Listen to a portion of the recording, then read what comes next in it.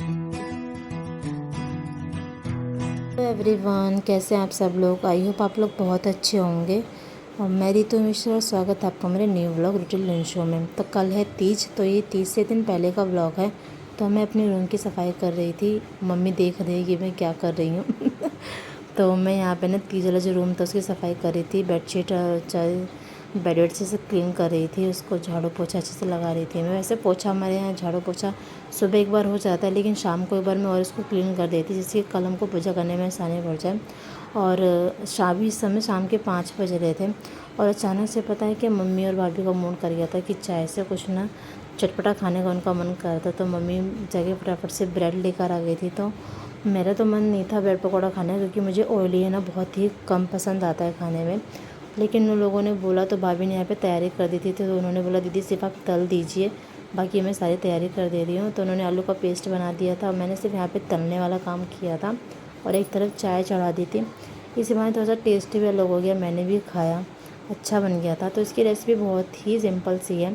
तो आपको क्या करना है, आपको बेसन लेना है और बेसन में सारे मसाला को मिक्स कर लेना है। उसके बाद इसको जो अच्छे से उसको मिक्स कर लेना है। उसका जो कंसिस्टेंसी है ना थोड़ी सी डार्क में रखनी है, एकदम आपको लिक्विड नहीं करना है।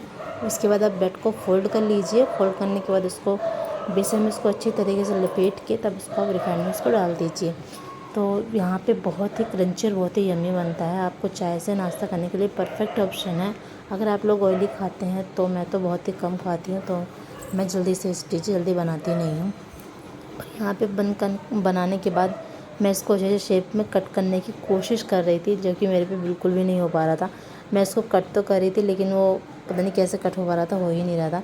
तो फाइनली यहाँ पे मेरा ब्रेड पकौड़ा बन के तैयार हो गया था और हम लोग यहाँ पे बैठ के चाय नाश्ता कर ही रहे थे। और यहाँ पे मैं चाय खा रही थी। भाभी कह रही थी कि दीदी आपने तो बहुत कम लिया है। मैंने कहा नहीं, तो मेरे लिए इतना ही बहुत है, मैं इतना ही खाती हूँ।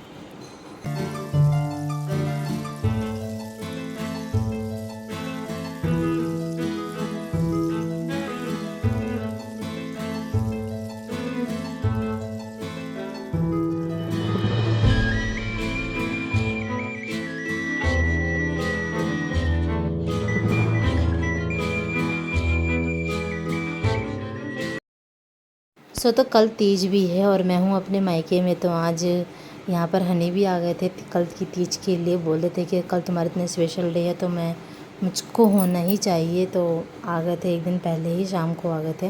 और यहाँ पे ना बाबू इतना पीछे पड़ गया था, उनके पापा पापा करते करते उनको छोड़ ही नहीं रहा था। और जब से ये आए हैं ना, सच बता रहे हो, तब से ये इन्हीं के ही पीछे पीछे घूम रहा है। पापा मुझे ये करनी है, मतलब पापा ही खाना भी खिलाएंगे, पापा ही पोटी भी कराएंगे, पापा ही सब कुछ कराएंगे। और यहाँ पे कुछ सामान था जो मैंने अपने लिए मंगवाया था खाने के लिए सुबह सरगी में थोड़ा सा, और कुछ थे जो वहाँ पे ऑलरेडी थे। तो यहाँ पे हम दोनों कुछ थोड़ी सी बातचीत चल रही थी, वीडियो बना रहे थे। तो कह रहे थे कि कैसे चल रहा है तुम्हारा ब्लॉगिंग का काम।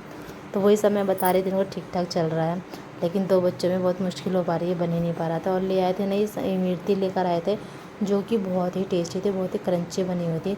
तो यहाँ पे ना भी रात के पता 11 बज रहे थे। तो रात को जब सारा काम कम कर फिनिश हो गया था किचन का, सबने खाना वाना खा लिया था। तो मैं बचा हुआ जो था ना, सब लोगों ने खा लिया था, लेकिन 2 पीस बचा हुआ था, मैंने नहीं खाया था। तो मैंने कहा था कि मैं खाना खाने के बाद एज ए स्वीट्स खाऊंगी, जब कुछ खाना खाने के बाद ना कुछ मीठा खाने का मन सा करता है। तो मैं ले आई थी ले आई थी नीचे। सब लोगों ने थोड़ा थोड़ा सब लोगों ने मिक्स करके खा लिया था, मैंने भी खाया और बाबू को भी बहुत अच्छा लग रहा था। रात के 11:30 करीब हो रहा था, हम लोग खाए उस समय पे। और यहाँ पे सब लोग आपस में बैठ के बातें कर रहे थे। तो लाइट यहाँ पे बंद है ना, इसलिए बहुत ज़्यादा ब्लैक ब्लैक आ रहा है, क्योंकि पापा सो रहे थे ना, तो लाइट जला नहीं रहे थे। और यहाँ पे मैं अपने हाथों में मेहंदी लगा रही हूँ कल के लिए। और मेरे पता है क्या इतनी सैड बात है, मेरे एक ही हाथ पे मेहंदी ही लग पाई थी, क्योंकि मैं बना ही नहीं पाई, ये लगा ही नहीं पाई, इतना मुझे समय नहीं मिल पाया। और मेहंदी लगाने के बाद है ना, बाबू छोटा वाला जो मेरा बेटा है ना, वो उठ गया था और मुझे मेहंदी अपने 1.5 घंटे में ही साफ़ करनी पड़ गई। भाभी भी सो गई थी, मम्मी भी सो गई थी, सब लोग सो चुके थे। तो ये है मेरी तीज की मेहंदी, कैसी लग रही है आप मुझे बताइएगा ज़रूर। और तीज का नेक्स्ट व्लॉग आपको कल ही देखने को मिलेगा कि हम लोगों ने पूजा कैसे करी, कहाँ करी, घर पे करी कि मंदिर गए थे, क्या क्या कैसे कैसे किया, ये आपको मेरे नेक्स्ट व्लॉग में देखने को मिलेगा। सो आज के लिए बस इतना ही। वीडियो को लाइक कर दे और अगर चैनल पर नया है तो चैनल को प्लीज़ सब्सक्राइब कर ले, बेल आइकन को जरूर प्रेस कर, जिससे कि आपकी मेरी वीडियो की नोटिफिकेशन सबसे पहले मिल जाए। और यहाँ पे पता है रात को बाबू जग गया था, बहुत ज़्यादा परेशान कर रहा था। आप लोग देख सकते हैं हम दोनों लोग उठ के उसको चुप कराने की कोशिश में लगे तो वो चुप ही नहीं हो रहा था, पता नहीं क्या उसका बिगड़ गया था। सो तो बाय बाय, राधे राधे।